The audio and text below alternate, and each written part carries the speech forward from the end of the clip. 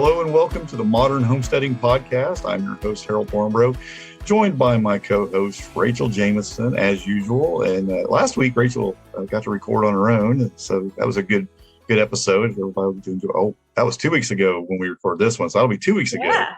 That's what happens when we get ahead and forget when we recorded. So 2 weeks ago, with your friends there in Michigan, and did a great job with that. But today we're going to talk about our favorite things about homesteading and maybe our least favorite things. I think we think that homesteading is worth it, so we don't think that the least favorite things outweigh the favorite things, but it's not all perfect, right? Nope. Yeah. So there's definitely things that we like less about homesteading than other things.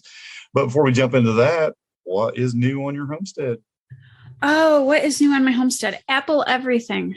I seen some of your posts. Yeah, you've been bringing in the apples.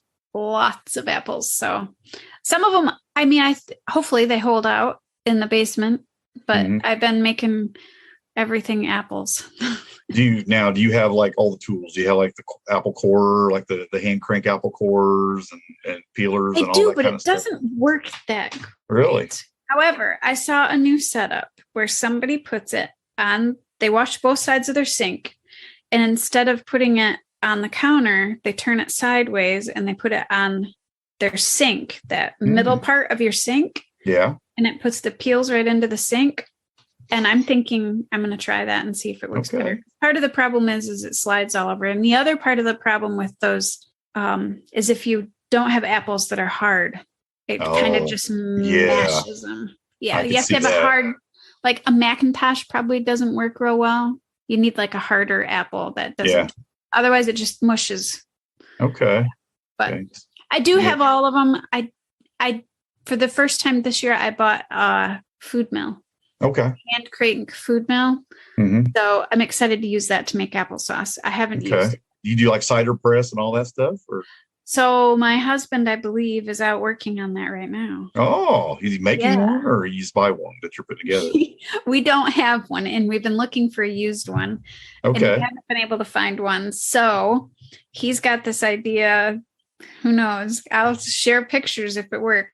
But he's got some idea in his head. That's how he's kind of one of those, little genius people that can he dreams. He's not going like full hydraulic on it and stuff and making like a hydraulic one. He has a drill press out there, so I wouldn't be surprised. He said something about, I have that press, and I'm like, okay, yeah. Well, if this thing works, you got to share some pictures and stuff of that. That'll be great. He's got some ideas in his head. I'm not quite sure what they are, but it was it's that or he's working on his deer blind. Right. Both are important. Exactly. Me and my wife were just talking about getting a cider press because our apples, we get a lot of apples, but they're not perfect apples. You get a lot of imperfect apples. They're not just great eating apples. So they're great to peel, maybe make applesauce out of like you're doing, or make cider out of, things like that. They're not like perfect apples you want to just sit there and munch on. So we're talking about getting cider press because I think that would be too bad we don't live closer. We could share. Yeah, no kidding. Yeah, they're a little pricey, but they are. So is cider if you buy it. Honestly. Well, I know a lot of people will make a bunch of it and just stuff it in the. Yeah. So. Definitely something you can do that with. But I've got a lot of. That's ours too. My apples have diseases. We've been working on it, and I've talked about it several times on the podcast. Yeah. So that's what a lot of ours end up being, like applesauce and stuff. Mine will get like one bad spot, like on one side. It's like the whole apple's fine, but they'll have like that one spot. And it's like every apple, it's like I don't have hardly any perfect apple. I had a few perfect ones, but not very many. And we had, let me see, I can't even remember. I should have counted. There's at least 11 5-gallon buckets full of apples. Yeah, we'll make a nice little. And half of them, because they were diseased, they're not great apples. So, right. Yeah. It's too bad I don't have a pig. Well, I got to enjoy something on my homestead for the first time this week. Yeah. I ate 2 figs off my fig tree. I'm jealous. I did. I got 2 figs. I was like, look at this. And I did. It's a Chicago fig, and I just planted it at Lake Spurning, actually. And it produced 2 figs for me. I was like, you got to be kidding me. So I picked them both and ate them. Okay, so how is it compared to like, I mean, because every time you have something fresh, it's always so much better. They were really, really good. I The one was a little overripe, so it was a little mushy, but it was still good. But yeah, they were very, very good. Best I've ever ate. I'm sure it's always that way. I remember Did when I mention that a couple weeks ago I actually had? tree. Yeah, a couple weeks ago I had peaches off my tree for the first time because we hadn't had any peaches, and that was They're like 2 weeks so ago. good. And they were the best peaches, that I've ever ate. My oldest daughter was here, and she was like, "These are the best peaches I've ever ate." So, well, and this is why we advocate for homesteading, because things like that. This is one of the reasons. Like your food is so much better when it's fresh. Yes. When you get it at the supermarket, they have to pick it before it's peak. So, yeah, more fulfilling to go out there and just pick it up for your yard and eat it. We can get into all those reasons. But other than that, I did a lot of garden cleanup. I did get some. I uncovered because I covered up a couple beds to solarize them, and I uncovered and I got the cover crops down, seed down in those 2 beds. Okay. So we'll see how that goes. I'm sure they'll come up good. And mine's really coming up right now. I've been getting lots of tomatoes, lots of peppers still. The peppers are just nuts. I mean, I can go out there and fill a bushel basket with them again. Mine were not doing anything, and suddenly it's like bang. But they're doing we're good supposed now. But we're supposed to be 40 degrees tomorrow night. They probably will, but we're getting to that time where the 30th is usually around now is about somewhere first frost for us usually. So I'm going to go pick as many as I can, probably tonight and tomorrow, just in case we get one of those nights. Yeah, I've had mine going in the dehydrator like crazy because I just don't want to do much with them right now. So I've just been dehydrating them all and just filling it up, running them for a day, filling it up, running them a day, just kind of just filling up jars with them. I'm not even grinding them or nothing. I'm just drying them, filling up jars, throwing up. With my hot peppers, I'll probably dry them, but I wanted to we have a bunch of banana peppers. We're going to do pickled peppers. Yeah, I've already got a bunch of those pickled. So, I mean, I still got so many out there. I've been trying to give them to the neighbor kids and everything else. It's like zucchini for me this year. I've just been passing peppers out. My beans are like that. You're having a bean year.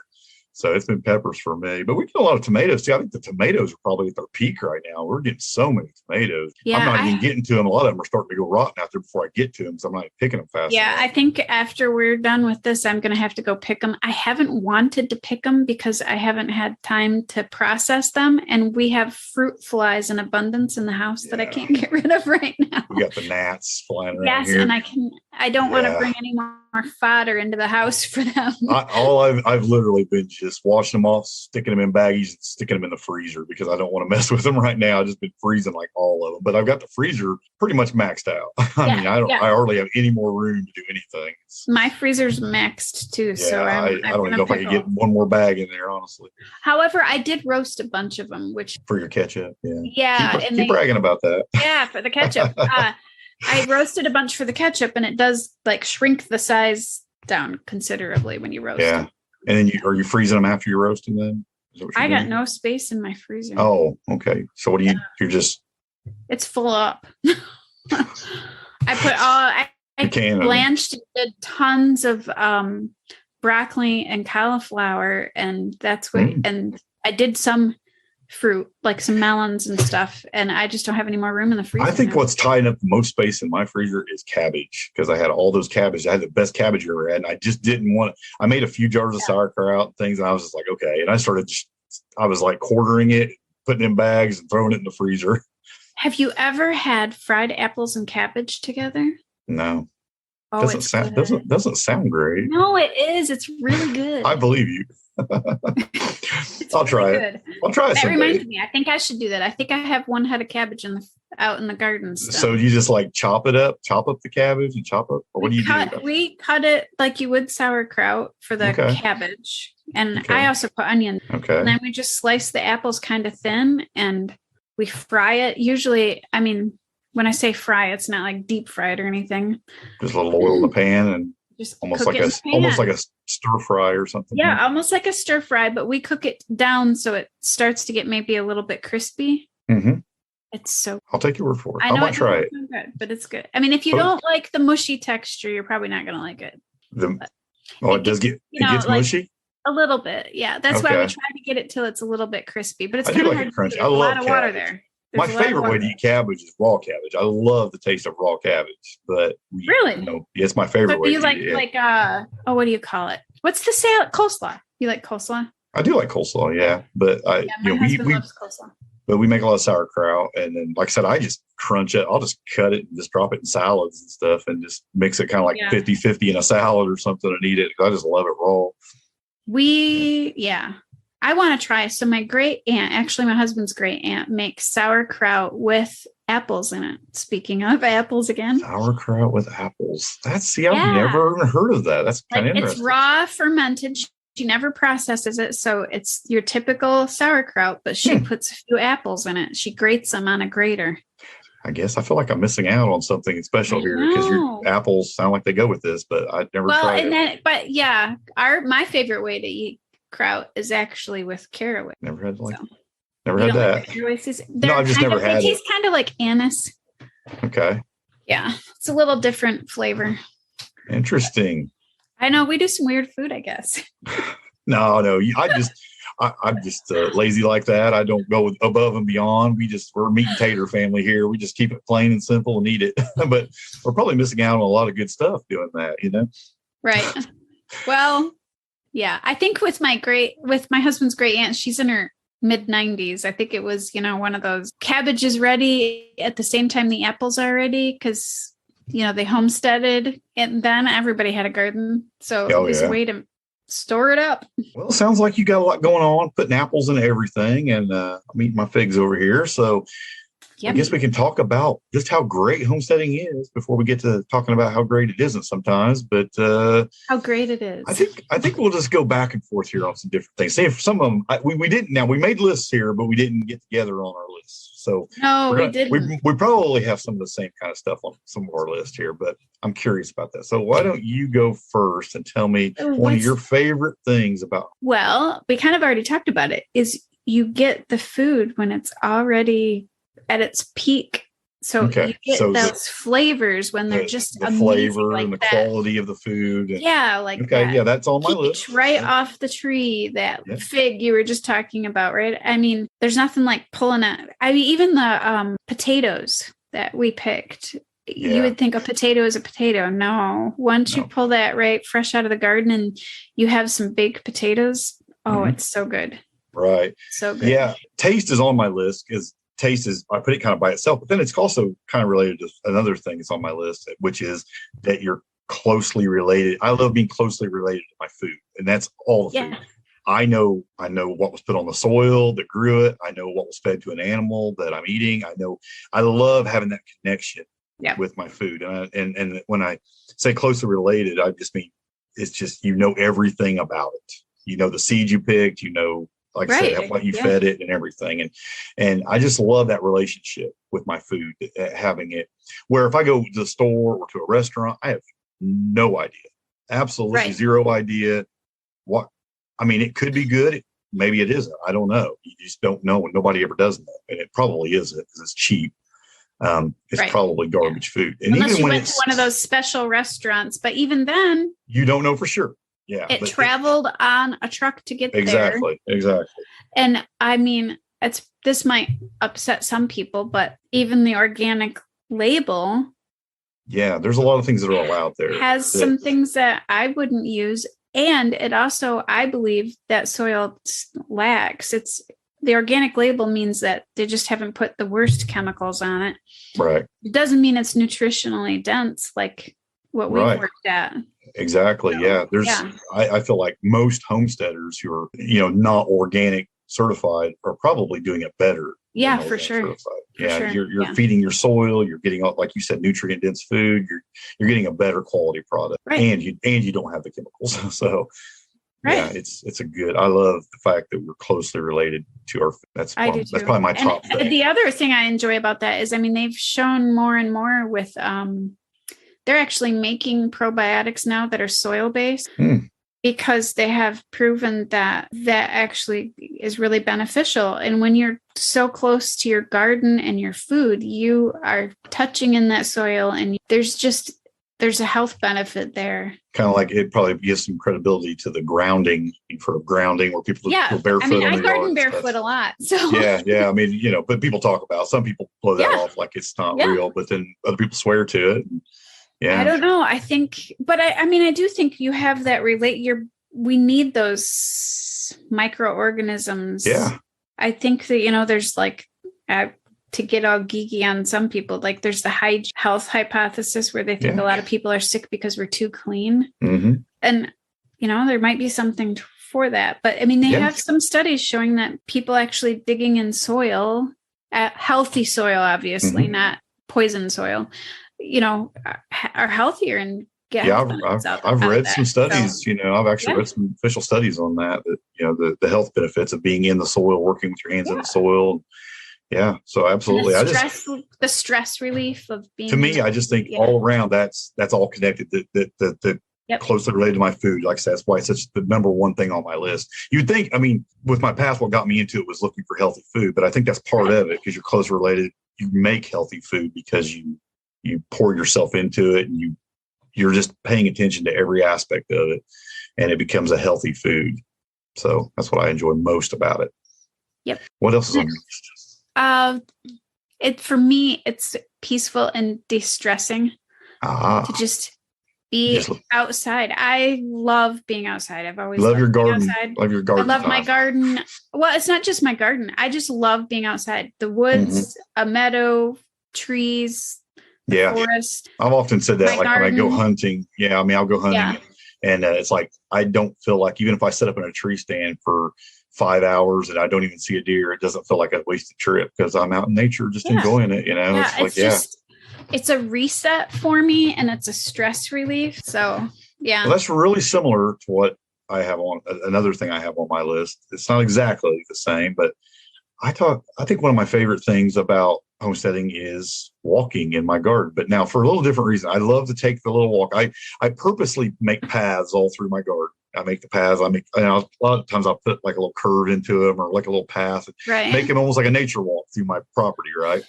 And I enjoy that. And I like to take a little, a bag or a basket with me or whatever, and just pick food. I love to just go out it's lunchtime, just walk out and pick a few things, and eat. It's fun.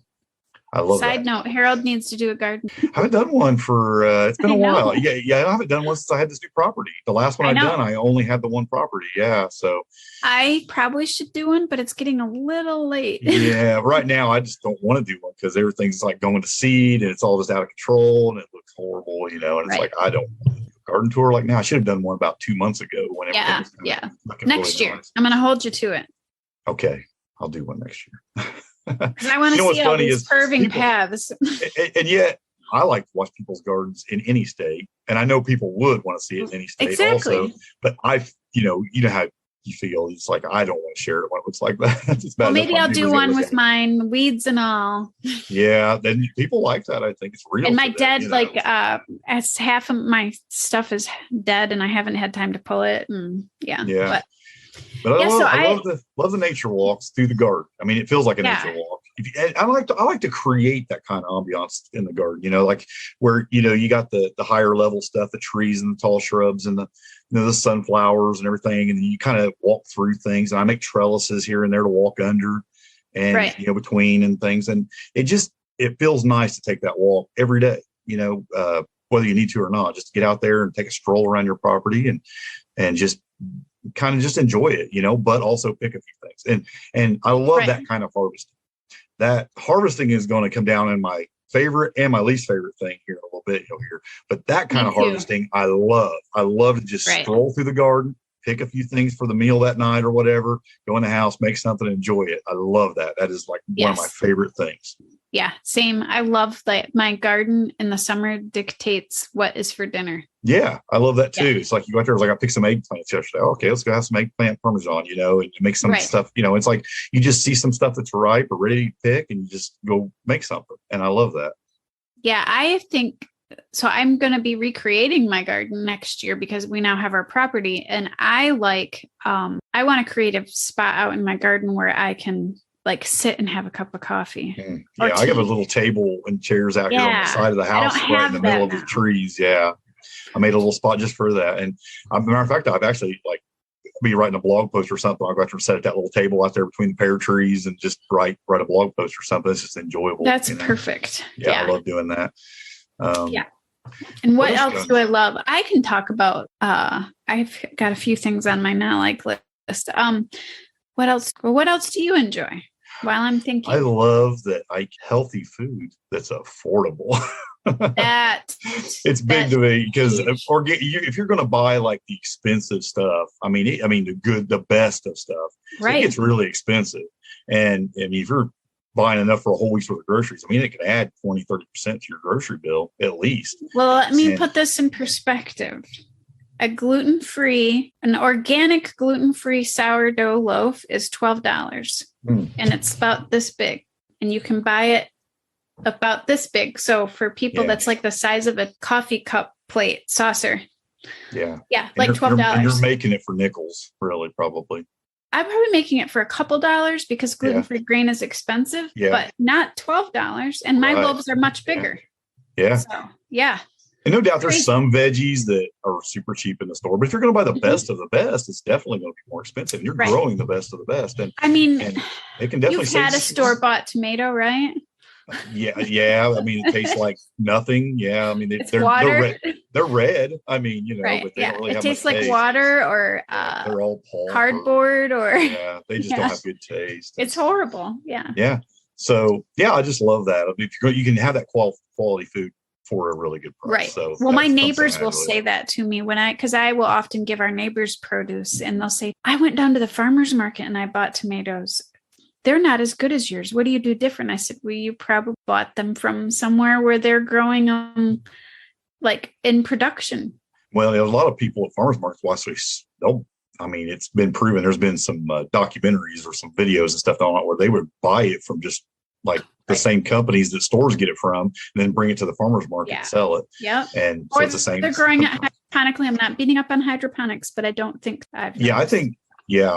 there's definitely some things that I think that aren't as good nutritionally. They're not as nutritionally dense as if you grew it in soil, for sure. Yeah. But the flavor, back to the flavor again. Yeah. It is a big part of it, but for the right price too. You save that money. And one of the things I like is, for me, homesteading allowed me to be home. I don't think that if we didn't homestead, we would have been able to afford for me to be home. Mm-hmm.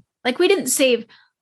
It was still really tight, and we didn't save, $40,000 a year, but we saved a significant amount of money because I was growing food and.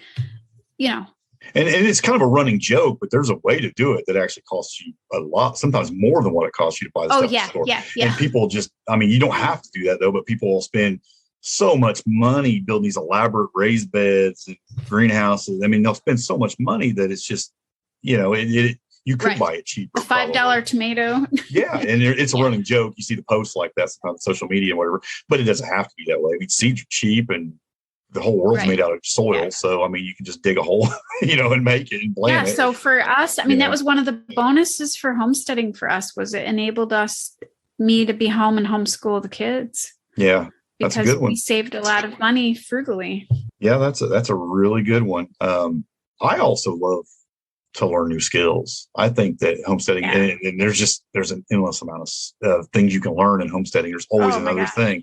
There's always another way to make something, or another recipe, or another plant that you can learn how to grow. Or there's just so many skills, and so many things you can learn. Layer on top of each other. Later we're going to talk about a question somebody had in the front porch, and these skills layer.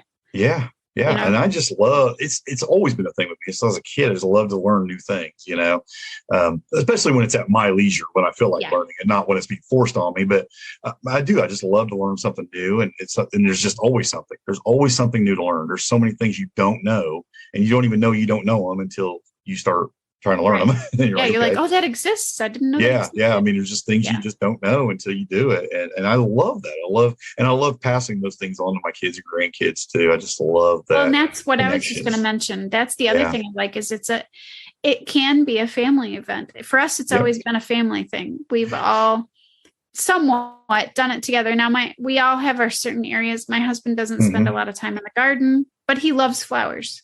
Yeah. And, he loves to work in his garage, like we were talking about, him maybe making an apple cider press.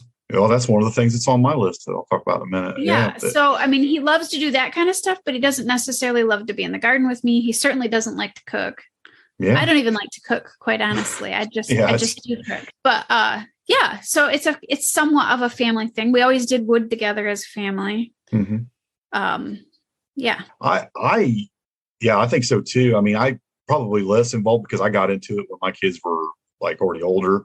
And so it's more for my grandkids now, getting them out there in the garden and doing things with them. My little granddaughter, she's here all the time and she just loves to get out there. I saw your Instagram photo. We've picking sunflowers, picking all the sunflowers. She had that one. She had a sunflower dress on. She's like, look, it looks just like my dress. Oh, that's cute. Yeah, my grandkids, that's the first thing they do. They get out of the car and they run right to the garden. Yep. And so that's one of the things I love about my garden not being sprayed is I can say, I don't care, whatever you want out there, you eat it. Yeah. Just eat it right out of the garden. Yeah. Yep. I agree. So you mentioned your husband liking to do stuff in the shop and build things. That's one of my favorite things too. I love to build things. I love just taking on new little projects on the homestead and building stuff. And I've got I wish that lumber hadn't got so expensive because I had all kinds of plans to build a few new things, but it's like a lot of lumber and it's like, oh man, I don't want to spend that money right now. So you try to source used lumber or, maybe look at pallets and things like that. I think his deer blind now is 4 pallets so far that he's taken apart and reused. I've definitely found myself trying to source used wood more because of the price. And his work, because they get metal on them, those pallets are pretty sturdy, so they're nice and thick ones. It's like oak stuff. Yeah. I've got a lot of plans of still things I want to build around. I would love to build an outdoor smoker. I would love to build an outdoor solar dehydrator. I want a solar dehydrator really bad. There's all kinds of projects I would love to build more outside. And now Sonia has me wanting a solar oven. Yeah. I've seen some of those. There's some nice, I think there's good ones and bad ones. We've talked about we've talked about building a more permanent rocket stove. Yeah. I actually built one outdoor oven. Yeah. I took a barrel and a stovepipe and cement and made a rocket. Cut a hole in the side, made the side chute, and it's like a barrel. And I can actually can with that if I have to. I can actually go out and fire that thing up and set my big pot on it. We did maple syrup on ours, but I never tried canning. Although I'm confident I probably wouldn't do my pressure canner on it, but I would do like water bath canning on it for sure. I love this kind of projects. See, now I like the projects like soap making and making candles and sewing. One of my daughters or really the typical female things, Yeah, and I think it's great. That's going to come down to one of our questions here in a little bit too. Right. Although I do have a dream to do some woodworking. I've had this dream for a while, and it might actually happen this winter. We'll see. I've been bugging my husband. I actually enjoy making things like that too. Like, I'll make the comfort salve, and I like making that. That's fun to make, and I'll make a few things like that I think are fun. I don't hate making that kind of stuff. It's all part of that process of making things. And I think it's, like I said, I enjoy it to an extent, to a certain extent. I don't want to spend all my time in the kitchen. It's not my favorite place to be. I'd much rather be out in the garden. Right. Those are the things. That's why I appreciate having 4 seasons, because those are the things I save to do in the winter when it's snowing out. Well, it is part of the reason we put like a gazebo up over our back deck. We got a really kind of expensive metal gazebo, one really nice ones up over our back deck, because I want to do a lot of that stuff outside. I do a lot of canning outside. I just hate. Yeah, that's my dream for our new homestead, is to have something covered, because I do have I have a deck, which I've canned on a lot. I've actually canned outside on burners, but it gets really hot and there's I can't do it in the rain. So I would like to have some kind of covered. That's like one of my dreams. It was because I don't. That's the last thing I want to be is inside. Right. I want to be. That's part of the reason I don't like to cook. And it's a lot easier to clean up the mess out there too. If all else fails, you just drag the hose over and spray things down. Exactly. But yeah, those are some good things. I also love food security. I just love the fact that no matter what happens, we have food. If things got bad, which I like you say every episode is about, that's not about doom and gloom for me. I really don't think that way.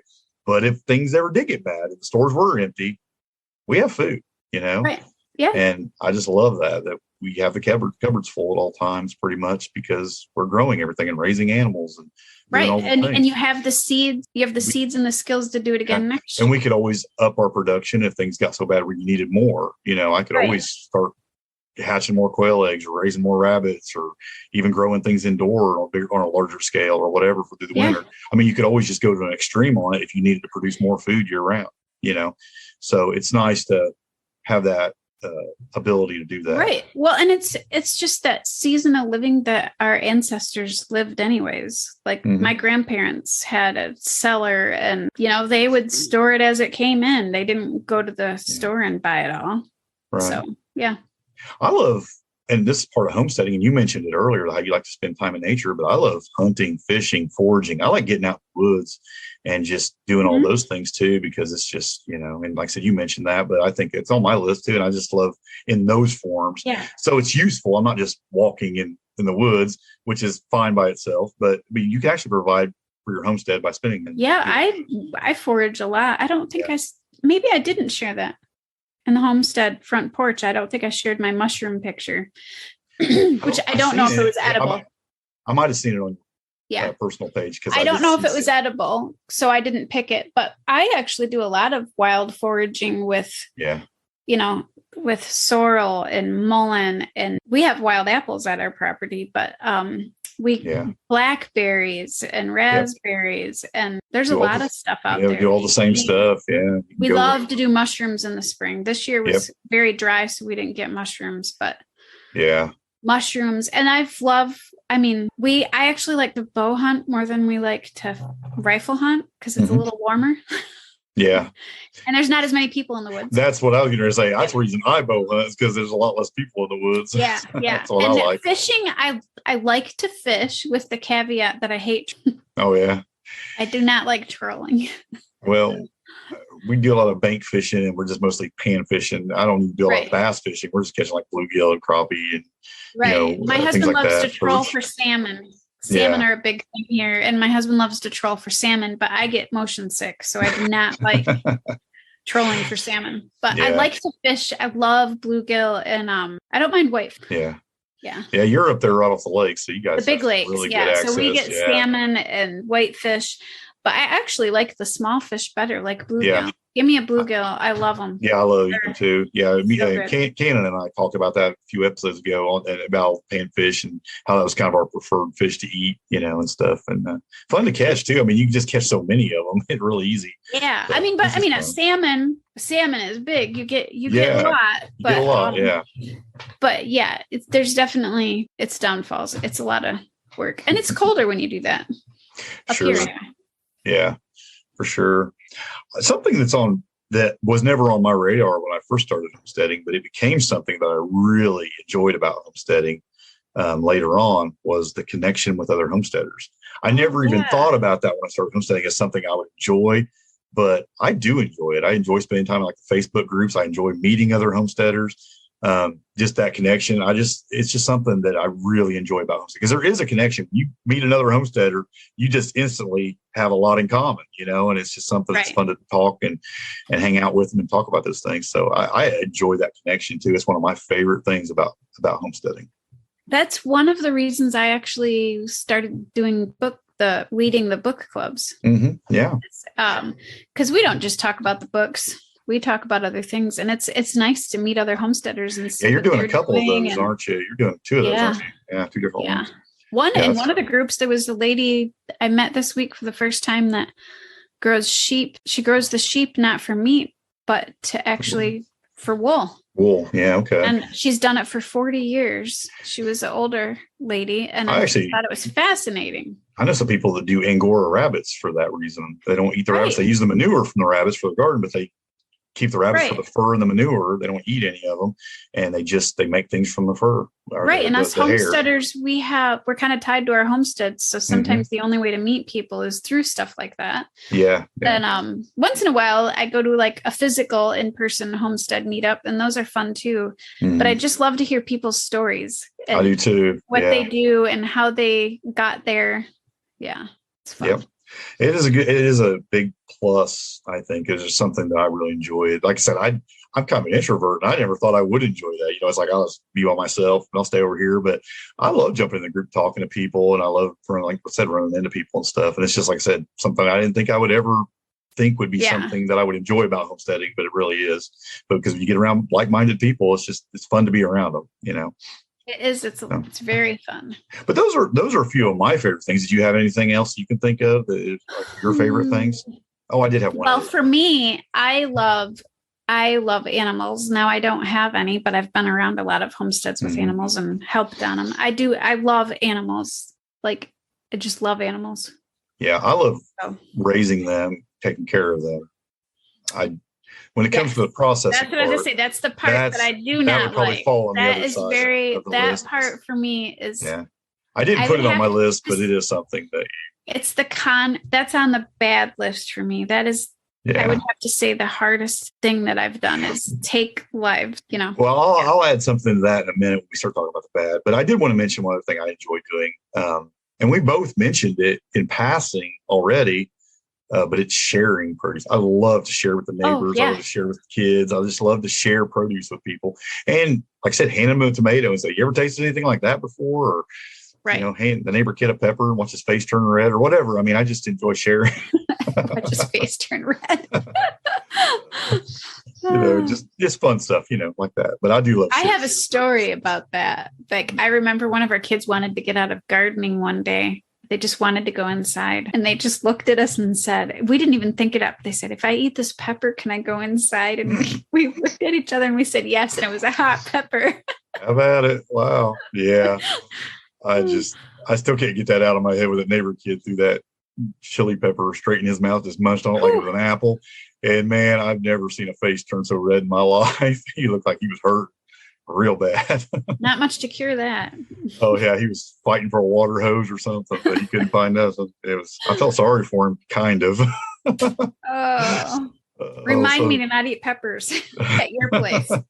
They're chili peppers. They weren't nothing special, but boy, they're not made to eat just straight up like that. You don't want to do that. No. Some people can. I can't. It would have torn me up to do that for sure. Least favorite things, Rachel. Do you have anything that you just don't really like about homesteading? Well, I wouldn't even say you hate it, but they're just definitely on the least favorite list. Things I would say my biggest negative would be culling animals. See, I didn't even make my list because I don't like it, but I view it as such a necessary. I guess. Yeah. It is something that would be on down closer to the bottom, but there are things I dislike more than that.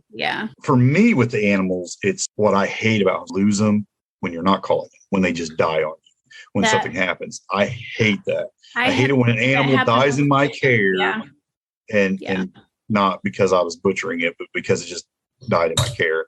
And I hate, you feel like a failure when that happens, and I don't like it. I try to take really good care of them. That's a very bad feeling. And it's happened a few times with a couple rabbits and things. It's not as big of a deal when you're talking small livestock. Now, if you have big livestock and that happens, that's not only is that just a failure that you feel, but I mean, that's a financial loss. Loss too. Yeah, exactly. That would really hurt, and that could be a miserable thing to go through. So losing an animal, but calling probably this is going to shock you. The number one thing that I most not like about homesteading, I read that it's got right. Canning. I hate Really? Hate it. I do it every year and I hate it. I will can all day long before I make dinner. I hate cooking dinner. It's not even that. I don't know. It's just and you would think everybody's always surprised. They see my food posts and they think I love to cook. And I'm like, I actually like cooking better than I like canning. Canning just it's like that's the one thing. Like if I could hire somebody to do one thing around my house, make dinner. Make dinner, huh? See, I wish I could hire somebody just to do all my canning. Now, here's the thing, though. Like I was talking about earlier, like we walk around in the garden. I love to just pick food and harvest it. And if I do a little bit of canning, like I put up a couple jars here, a couple jars there, I don't mind that. But this time of the year, when everything's coming at you at once, you feel like you're just every day doing it over and over and over. Yeah. Oh, I get sick of it. Well, that's like I could take a picture. Like I keep taking pictures of my countertop, and it really doesn't look much different. But it's different fruit and vegetables. It's just keeps coming and coming. Right. Yeah. I just feel like it's like this time of the year is stressful for me because it's overwhelming. Yeah. Well, you the time constraints there. You got to get this stuff in. You got to get something done with it, or it's just going to go bad on you. A lot of pressure, I guess, to get it done, I think that's probably one of the negatives to living in the climate we live in. Now, I actually like living where I have snow and where the air hurts my face. But it shortens up our season greatly. So if you lived in like Georgia, maybe your season's longer. So you're not cramming it all in and you get to spread it out a little bit more. With us, it's like I have this amount of time and that's it.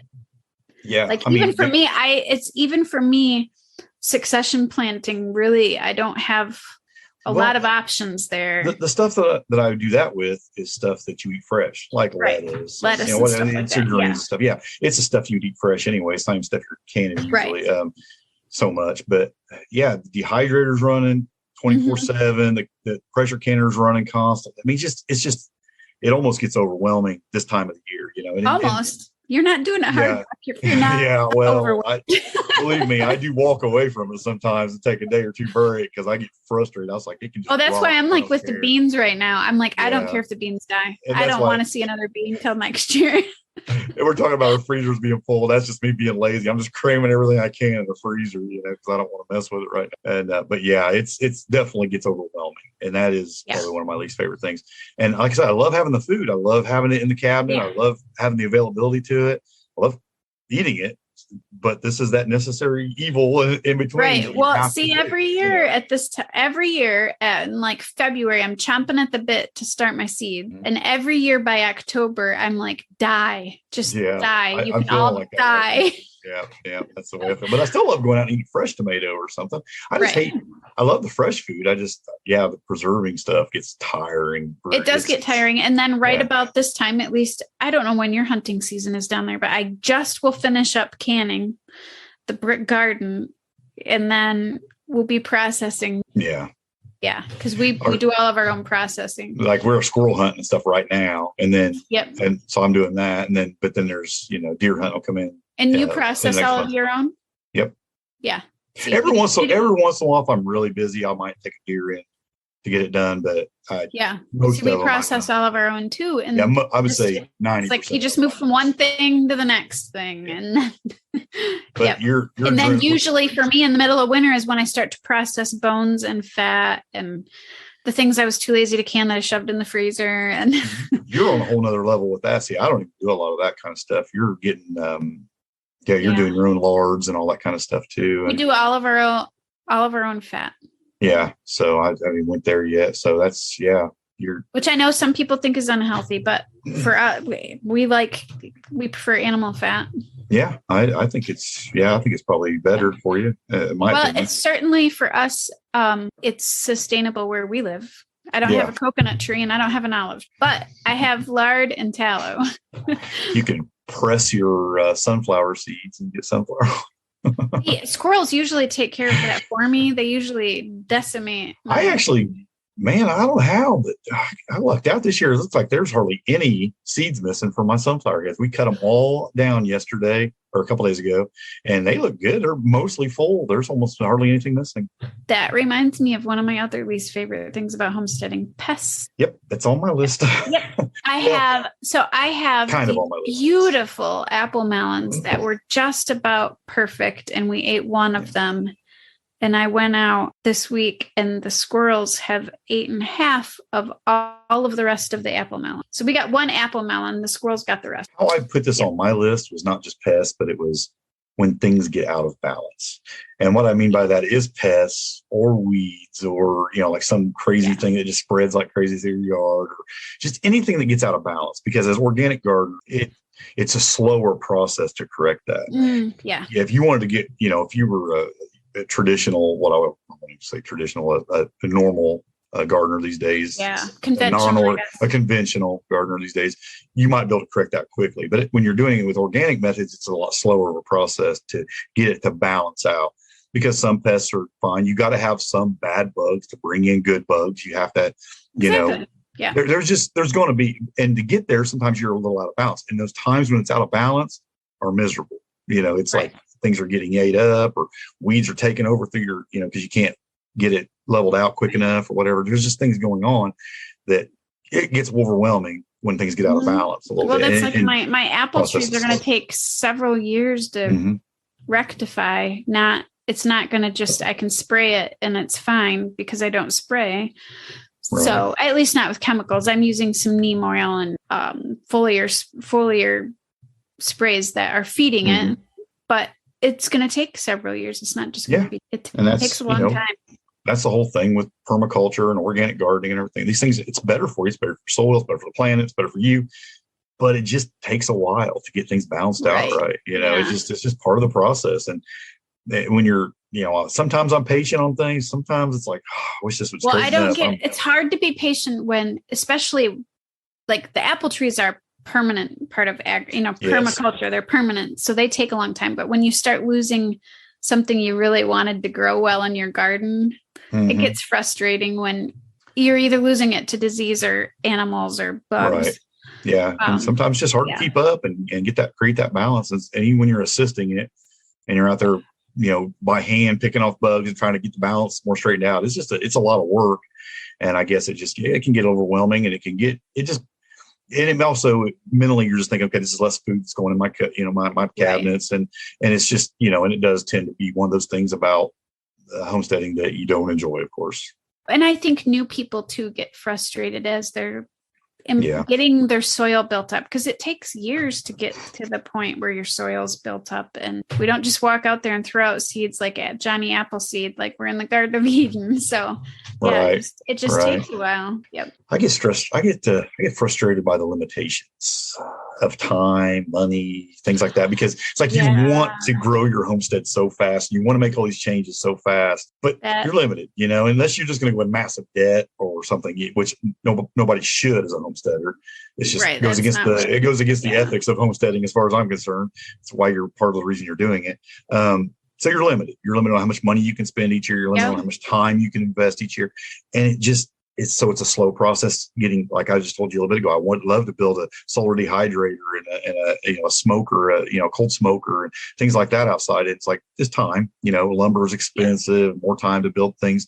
Your husband's out there trying to build a cider press, it's like, there's all these projects and stuff, but they take time, and it's like you just one thing at a time. You can't. Well, and that's how I feel right now with like rabbits. I would love to have rabbits and chickens again and some quail, but it's like I have myself. I'm at max right now with learning some things, and it's good to wait. Do it right now, but you also want those things. You wanted to see things happen a lot quicker, so it's like you're limited. I get frustrated by the limitations of things, but but you don't want to, like I said, do anything drastic or, go into debt or anything like that. Slow and steady wins the race. It does. And it's the only really way to make homesteading. Otherwise you end up with those $5 tomatoes. Right. One thing at a time. I know the first thing we did was tomatoes. That was it. That was the only thing we grew that year. And I think new people want to just go full force in, and I think that's where you see. I think the average homesteader quits after 6 months. Is that right? Yeah, I heard that. That's what I heard that statistic on a podcast. But and I think you kind of have to slow down a little bit. It definitely has a level. There's a level that can happen where you reach a certain point where you get burned out after a while if you don't pace yourself. Like I get really close to getting burned out every fall with the harvests and the things going on. Yeah. But then, like you said, with that season coming up, you get some relaxed time. You can step back a little bit and slow down. And I love the slow times. It's the busy times that stress you out a little bit and can cause burnout. And you can contribute to that by adding things that maybe you're not ready for yet. So. Right. Well, and you can, even if you recognize that, I've had times where I've pulled back. Like we don't have chickens right now. We used to have chickens. We realized that we couldn't do chickens because we're gone a lot, and it just didn't work where the coop is at, and and then there was a time where we actually, before 2020, when that whole thing happened, when COVID came out, we actually had cut our garden in half, and now we've doubled it again. Yeah. I didn't talk about it last year. I actually quit raising any livestock last year. We had a whole bunch of deaths in the family, and we were just taking care of things. There was just a lot going on, and I said, okay, I called everything, put it in the freezer, and said, you know what, we're taking a break from this for a few. And and then got back into it in the spring, and it just needed that break from it because it was just too much on top of everything else. And I kept the garden, smaller until this year and expanded it over into the new property. And I mean, I was working on a food forest over there already. I had some trees planted and some things going on there, but I hadn't actually put a garden in it there. So this year I put the garden in over there, expanded. So it was just kind of a slow expansion. We've had that property for, I think, 4 years now. So I was pretty slow in expanding over there, and that was fine because it was just too much going on. Yeah. And there's times when you're going to have to do that. And I think it's okay. I mean, now we're expanding and expanding. We expanded the garden double this year at our homestead, and then at our property, man, we put in almost 50 trees and a 1,500 square feet of garden over there. I mean, we that was a lot because you had to hand water that stuff and stir out and stuff. That made a lot of work. I did everything. Yeah. That was basically, we didn't put the garden until this fall. So I put the new garden in there in a cover crop, but the trees was all weekend. That's what I did all weekend was basically took care of all those baby trees. I hand watered them. There's no well out there. So we had to haul water. It was a lot of work, but I actually enjoyed it. Yeah. That's going to sound crazy, but the mundane of the walking back and forth and watering and being in my own thoughts and in nature. There's some labor that's a lot of fun. Like I can go out in the garden and work, pulling weeds and doing things. That don't bother me. Get me in the kitchen, then I start getting stressed out about the work. Exactly. It's just some work doesn't feel like work. Some of it's enjoyable and some of it isn't. And it's the stuff that isn't that'll wear you down, but it's also stuff that has to be done. Not all work, I guess, enjoyable. Just some stuff has to be done. Yeah. So you have to in some ways you can tailor your homestead more to your liking. If you I have no desire to have a cow, but some people I have a couple of friends that the cow was what they built their whole homestead around. Mm-hmm. You just have to go with what works for you. And talking about calling animals and stuff being on your list of least favorite things to do. Well, I know a guy, him and his wife, they raise 100 chickens. But they don't process them. They pay the Amish to process them for $2 a bird or something. And because it's just something they don't enjoy. So they just get it done and then they don't have to do it. And I mean, there's things you could, like you said, tailor your homestead to kind of fit what you enjoy and what you don't and kind of mold it and make it better, for you. Right. Yeah. Because we're not all going to be good at everything. And that's where it's nice to know your other homesteaders, because I buy my meat right now from other homesteaders. Mm-hmm. Yeah, absolutely. I only have one other thing on my list of things that I get frustrated by that are my least favorite thing about homesteading. And in my opinion, it's a thing it ought not be, but it is. And that's government restrictions of what you can and can't do. That frustrates me to no end. Couldn't have this conversation without mentioning that. Yeah, I mean, I get it. It's so irritating, that they're going to put their nose in your business on what animals you raise, what you build on your homestead, everything. And it's just it gets out of hand. I mean, I understand to a point wanting to keep things safe or keep things, in a way where it doesn't affect your neighbor's property or whatnot, but they take it to such an extreme in some places. And as an urban homesteader, it's probably way worse than it is for people, even though there's still regulations in a lot of rural areas too. So there's just things you got to deal with there. That's a headache and it's exhausting and it's frustrating. And it's just something that you find out what you can and can't do and you do the best with what you got. I mean, that's all you can do. I'm hoping that as time goes by, we can change those rules. There are certainly places that are way worse than others. I mean, there's places where you can't even have a garden in your front yard or things like that. It's just and that's really frustrating. Now, it isn't that bad. There is animal restrictions, building restrictions, things like that. Like I said, I understand some of that to a point, but they take it to the extreme in most places. Yeah. Well, I know some places it's changing. I mean, there's places that didn't allow chickens that people can have chickens now. Yeah. And so, some of it, we just have to try to be active and change some of those. Yeah, rules. There's just step in, try to make some changes, and I think it's almost a lost cause in my town. That's what frustrates us the most. I mean, where we're at, we can have chickens, but we can't have duck. Yeah, don't ask me why. Probably has to do with the waterfowl that we have. Probably, and at our new property, there's a lot of building restrictions, which is frustrating as you try to start a new homestead. It adds so much money to things. Yeah, it's even in plants and trees. I mean, if they consider them invasive in your area, they might restrict you. Like white mulberry in Indiana is considered, a invasive plant. They don't want you planting it. You can't have black currants. Yeah, I mean, there's just these things that that homesteaders are common homesteading plants, but yet you're not supposed to plant them because of the restrictions or whatnot. So it's one of them things. This is that list for sure. Yeah. So I'm hoping that as time goes on, and the homesteading movement, I believe right now is kind of in a growing stage, that maybe we can change some of these things. I hope so. Yeah. And I do encourage people to do that, get involved and do what you can in your area. And like you said, there are a lot of communities that it has been changed in, and it's gotten better. Yeah. Ours did. I think it was, I don't even know, maybe 6 years ago, our downtown, which is even more urban than we are. I mean, they're very urban, very close together. They voted that people could have chickens, but not roosters, but they could have chickens. Yeah. I get that too. I get that. The rooster thing. I mean, it can be. Yeah. If you've ever been around a really loud rooster. And it's not just in the morning. No, anytime they get excited about anything. Yeah. So I kind of get it. But, well, I think did you have anything else on your list or? I don't have anything else on my list. Those were my biggest. Well, the other thing too is sometimes one of the negatives with homesteading is sometimes it does tie you to, so you can't. You know what? That should have made my list, because that is something. I talked about how I got rid of the animals last year. Yeah, like going to vacation. That was part of it. We were so busy doing things, we couldn't really take care of them. And you're right. It can be negative unless you have somebody that you do a trade with, and they can come and take care of your stuff. But yeah, that's for sure. That's something that gets pretty hard. I mean, especially if you have animals. What was it? Like, there's certain things you can do, like with chickens, like say you're doing Cornish cross and you're doing the 8-week thing, and you can take a break between them and, butcher them, and you only have them for 8 weeks.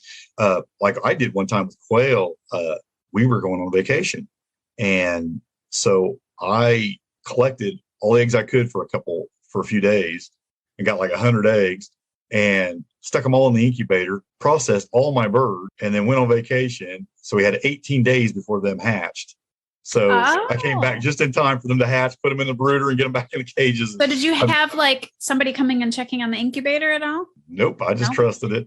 Oh, wow. and it worked out great. Yeah. We were gone for several days. So you can plan, but I mean, that's one of the reasons. That is one of the reasons why so far I'm open to changing my mind, but that's one of the reasons why we don't want a cow. Yeah. That's a big time commitment. That is. And it's an important animal. Even if it's get somebody to come watch and make sure they're taking care of it properly. Now, where we are hoping to move at our homestead, we actually there's a large group of homesteaders out there. So it might work out where we all do like work trades, but that's one of my reasons. And then one of the reasons I don't want a milk cow is just that day in and day out commitment. Yeah, for sure. Yeah, there's just some things like that. Yeah. So it leaves you tied down. Even if somebody gets sick, if a family member gets sick, you're tied to, I got to find somebody to come here so I can leave type of thing. Yeah. And that's where it is good to have like a community around you where you can help each other out and be there, because I think that's what a lot of homesteading communities do, farming communities do. They kind of watch over each other's places when they do have to leave property for a while. Yeah. And that's great. I think it's great when you can form that kind of a community around it. It makes things like that possible. It really does. If you don't have that, you can always train somebody that's interested in learning. Sure. It's like an apprenticeship. Yeah. Get them involved. Bring them in, teach them. Yeah. I mean, that's what I did. My friend has cows and milk cows. She's always had milk cows and she loves them. And I had never dealt with milk cows before. And that was why I learned how to milk and take care of cows. Was I went over there to learn how to do it. And then it was a good thing I did, because they ended up having a family health emergency and ended up milking their cow for a week. Yeah. So, that's good. Yeah. Well, we had a couple questions from the Homestead Front Porch Facebook group this week that I wanted to maybe tackle a little bit. They're pretty short. One of them is pretty short, I think, that we can jump onto. Tim asked about, he just made a little poll. It says, autumn or springtime for planting fruit trees? Which is it, Rachel? Autumn or springtime? Which is the best time to plant? All the above? When you get a good price. No, I actually answered in that. And give my answer for it. But I actually took the poll, and I actually prefer fall just because they're easy to water. But most places don't ship availability is in spring. Usually, all the what trees are going to be available in spring. To me, it doesn't matter if you catch them when they're dormant and the ground's not froze. I think the closer you can get to thaw ground, but dormant tree. I can tell you after hand watering all summer through a drought, fall. I think early spring or late fall is okay. In winter, if the ground's thaw enough. I mean, if you're in a place where the problem is, like you said, availability. Unless you're ordering your trees online or something, if you're buying them like big box stores near you. Even then, I think a lot of those, I ordered mine online and they come when they go by your grow zone. Yeah, exactly. So when you can get them, the thing is you can plant them in the middle of summer. They're just going to take a lot more care.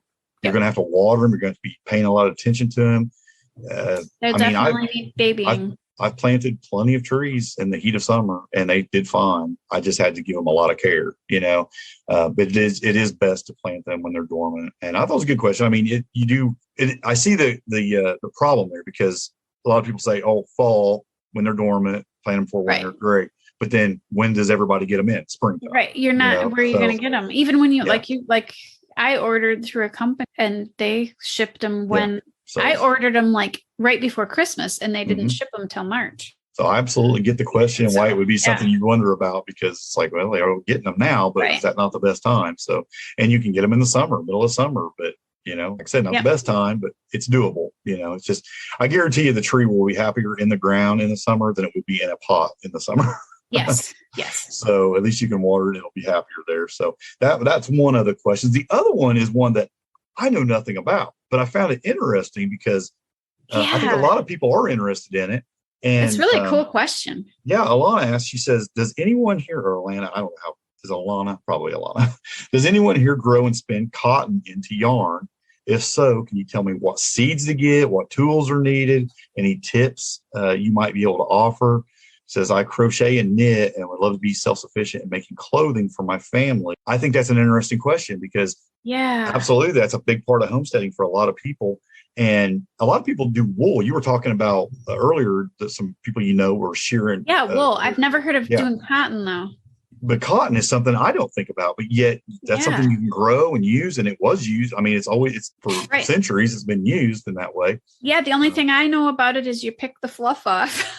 Yeah. What you've seen in a movie. Yeah, exactly. In movies and stuff. But as far as growing it and stuff, I mean, I actually, I'm going to link 2 websites up because it actually sent me down a little bit of a rabbit hole search. And I was like, well, that's a good question. I wonder how you do grow it or where it grows. Somebody has to do it. We have t-shirts, right? And what tools are needed. And you can do it on a small scale. I've seen a lot of small tools for it and making things out of it. And these 2 websites I'll link up in the show notes were Cotton Sounds Acres. Like such a cool process. And if she ends up going down this road, she really needs to document it. It'd be really fun to follow. Sure, yeah.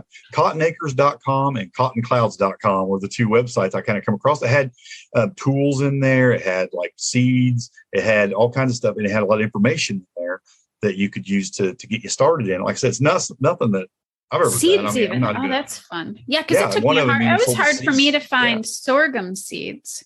They looked a little expensive. The seeds looked expensive, but I don't know how much you get from these plants. I don't know. I really don't. I mean, so it'd be something to study more on. But I thought it was interesting. And I just wondered how many people out there would be interested in something like that. Because I know there's a lot of people who are making their own clothing and things. And I found it pretty fascinating, actually. And you can, it looked like you would do a similar process as wool as far as making your yarns. Okay. So they do like the spinning it. And now, if you were doing the big, what's the big tool that would, like the cotton gins and stuff. Now those would be more for like making bigger pieces like of bolts of material. fabric and stuff. Yeah. But you were able to do it with like the small hand stuff too. I mean, I've seen some videos or some videos out there on it. I've got some YouTube videos.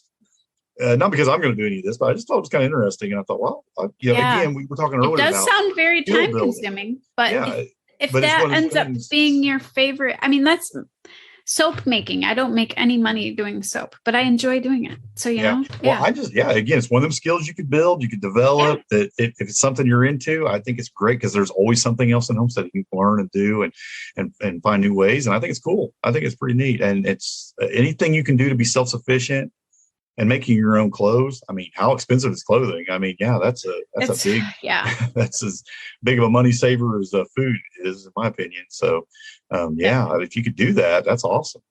Cotton washcloths, cotton bed, whatever. I mean, you can go endless. How big you want to get with it, right? So I thought it was interesting. Well, there's a couple of resources. I don't know if those are the best resources on the internet. There were ones that came up on a search pretty quick. And like I said, I did see seeds in there. I seen information articles about growing it.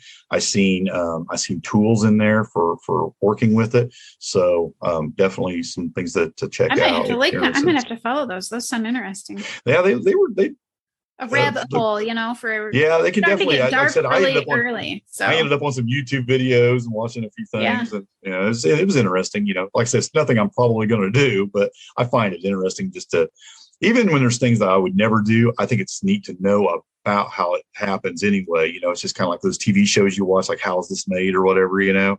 And you get to see the process. It's not nothing you're ever going to do, but it's neat to know how it's done. So I just find it fascinating. But those were, like I said, I'll put those in the show notes for anybody that wants to check that out and look into it. The process looked very similar to working with wool, just the growing. That surprises me. Yeah. But I guess, Yeah, I think it was pretty close. I don't know which is better. Probably wool, but I don't know. We use cotton for, like I said, a long time. Cotton's been used in those ways. Yeah, it depends on what you're using it for, I guess, for sure. But that was all the questions I seen, and they were pretty cool. Because we were talking about pros and cons of homesteading, I think an episode like this is going to be for people who maybe aren't homesteading yet, that want to get started in homesteading. That's true. So I want to think about resources for people like that. Maybe for one, don't be afraid to do it right where you're at. We mention that all the time, that you can do it. If you live in the city, you can do certain things. If you live in an apartment, if you live out in the country, you're blessed. Take advantage of it. Do a lot more, but there's plenty of things you can do right where you're at, no matter where it is. And there's some good resources out there. But a book that I find really good is The Self-Sufficient Life and How to Live It. Do you have that book by? I have it right here. I'm pretty sure I do. John Seymour. Matter of fact, it's right here with my computer setting on it, so I don't want to move it. It's a good book, and I just find it real. There's two books. The Encyclopedia of Country Living is another one, but I actually like the one by John Seymour better. I think it's got better illustrations in it, and I just think it's even a little bit better. I mean, there's more stuff in the encyclopedia. Well, and we have resources in video, YouTube, and then some of those historical documentaries like the BBC Wartime Farm, BBC Victorian Farm. They all have document, and some of it's historical related, but a lot of that stuff is still animal husbandry and knitting and crocheting and even if you're in an urban homestead and you're looking for inspiration to get started finding out what you can do there's plenty of YouTubers out there. Like, I mean, it's something I did, it's like I didn't know what I could do on my property when I first started several years ago, and that's what YouTube is, what actually was the kind of like the final straw on the camel's back for me. The Gervais family, which was the urban homestead out in California, they were, when I seen what they were doing on their little, I think it's 5th acre lot or 10th acre or whatever they have there. And I was those like, small space ones, those ones always blow me away more than I mean, I love seeing the big farms, but when you see these little urban farms that I'm more impressed with people who can grow huge abundance on a small space, because you have to be so intense and so intentional about the space you're using and how you're doing it. It's impressive. I find it just. And some of those even have are they the ones that also had goats too? Milk goats on like 1/10 of an acre in town. They did. They had chickens. They're I think they're vegetarians, so I don't think they ate anything. But these were milk goats. Yeah, somebody had it. I can't remember. There was some. Yeah, it was similar though. If it wasn't the same family, there's a lot of good urban homesteading ones out there. If you search urban homesteading or urban permaculture or whatever, there's a lot of good videos. Well, and there's some universities that are doing what? There's one university I've been watching a lot of permaculture stuff on. Really? Yeah. Yeah, one of the university extensions has. There's a lot of good information out there on YouTube, and And I think you can, and there's a lot of great books. There's all kinds of books on urban homesteading, and like small space homesteading. Canning, MSU Extension here offers a canning class. Sometimes it's free and sometimes it's $10. And it's all online. And it's several classes in a row teach you how to can. Maybe I should like take all my food down there and say, hey, why don't you guys practice on my food? There you go. I'll take it home. That way I don't have to can. If only. You'll just have to bring it up here. I'd love to can. Yeah, I wish. That'd be nice. It's like I said, I don't hate it. I hate the all at once, the too much. Right. That's the thing, I guess. It makes me hate it. But anyway, I need to hire a dishwasher is what I need to hire. There you go. Canning. There you go. Yeah, the cleanup is horrible. Yeah. But that's all we have today. I thought I think that's just inspiring. I find it motivating. But again, sometimes I think we glamorize homesteading to the point where it's like nothing's bad about it. There are things that, and it's different for everybody. Like there's things that we might be frustrated by that some people doesn't bother them. Like me canning, you love it. So I mean, it's like, there's just different things for different people, but it's not going to be perfect. So doing it with like little kids has its own. Yeah, there's challenges, all kinds of challenges, and there's all kinds of blessings.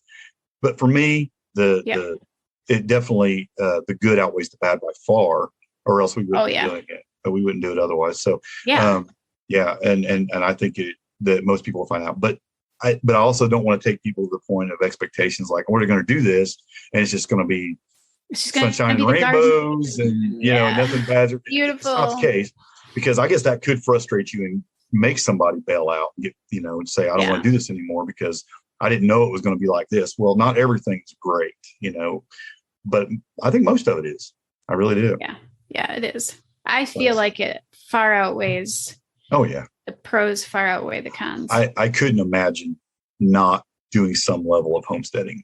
I couldn't imagine it not being part of my life. Yeah, I couldn't. I don't think it's within me tonight. I don't think it is in me either at this point. I mean, when I started, I literally, when I went back to work after my kids graduated, I didn't have a garden.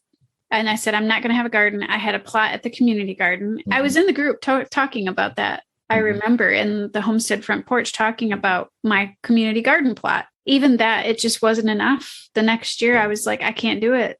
I have to, it is in me. I have to homestead. I have to have my garden. A few years ago, I remember downsizing my garden a lot because I was trying to make more room for the grandkids in the back. We put up a swing set, and we always have grandkids running around now. So it's like, okay, I need some space back here for these kids, and it's like, so I started ripping things out. We're ripping raised beds out. We kind of turned one half of the backyard and then it was like I was miserable because I didn't have my full garden anymore. I just had a few beds here and there and had some trees. Right. And so I eventually started putting more and more back in. And I literally switched down to a little area. I literally got depressed that year. I'd just look out at the yard and I would be like, my garden, it's gone. It's grass. It's just part of, just part of us now, Rachel. We got to have that in our lives. So it's and that's, I think that is when you start doing it, it becomes part of you and you just can't, and you want more and more and more of it. Again, you do have to be careful about how fast you add more and more and more. You definitely burn yourself out, but you do find yourself just wanting to do it one more thing and one more thing and one more thing all the time. And I think that's for me, it's just, for me, it is my happy place. It's healing, even with all the bad things, even with chipmunks and squirrels eating my melons, and it's still worth it. I was watching that groundhog in my backyard just a little bit ago, messing around, but he ain't bothering me too bad right now. So I'll probably just let him be for a while. We just need that. We had a fox for a long time that was helping keep the squirrel population down. And I don't, maybe the fox moved away. Yeah, we don't have dogs anymore. When we had dogs, we didn't have any problems with the backyard. But now we don't have any dogs. Our dogs got old and we just didn't replace them once they passed. So we're our squirrels know the dog cannot get in there. Oh, yeah. So they're not stupid. I wouldn't have that groundhog running around my backyard though if we had the dogs, I'll tell you that. Right. We did stop. We had deer for a while come back after our first dog, after our dog Pat died. And then the deer were getting really bold into our yard. And that now we have the dog again and we haven't had deer. So it does help. Dogs are, even if you're not like, even if it isn't like a livestock dog or anything like that, just having a little dog or whatever will keep animals away from your garden. So that's a whole episode in itself. Yeah, it is. They smell the dog. Yeah. So, all right, Rachel. Well, I think that'll wrap it up. And I hope everybody got a little bit of something out of it and got a little bit of encouragement or motivation, or just maybe felt like they're in good company, because that's the way they feel too, that some things are good, some things are bad. And we're right there with you if that's the way you feel. And, but against it, be encouraged that it's worth it. It's all worth it as far as we're concerned. Yes. So until next week, happy homesteading and God bless. And grow where you're planted.